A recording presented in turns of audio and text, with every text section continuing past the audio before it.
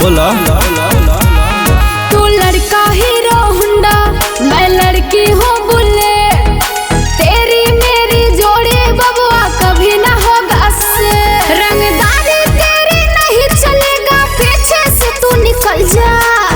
दिल की तू रानी बन जा तू मेरे दिल की मेरी दीवानी बन जा तू मेरे दिल की तू रानी बन जा तू मेरे दिल की मेरी दीवानी बन जा तू मेरे दिल के।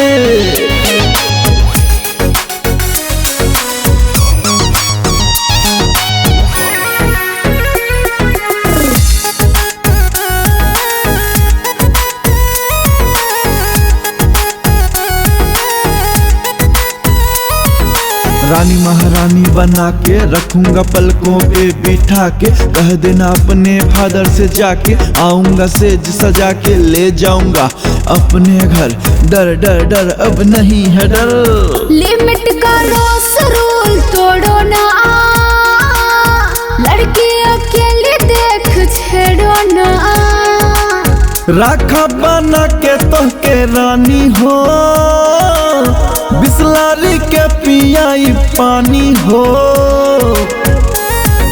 भैया हमारे विधायक बबुआ अभी तो संभल जा। दिल की तू रानी बन जा तू मेरे दिल की मेरी दीवानी बन जा तू मेरे दिल की तू रानी बन जा तू मेरे दिल की मेरी दीवानी बन जा तू मेरे दिल के।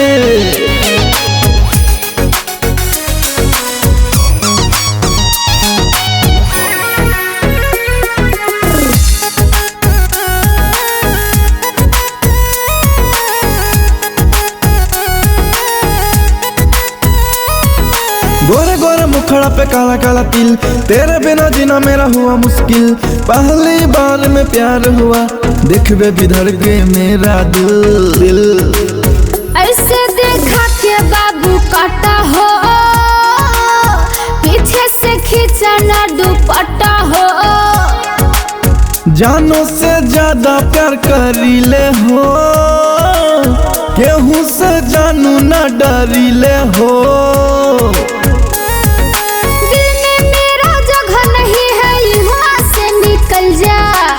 दिल की तू रानी बन जा तू मेरे दिल की मेरी दीवानी बन जा तू मेरे दिल की तू रानी बन जा तू मेरे दिल की मेरी दीवानी बन जा तू मेरे दिल की।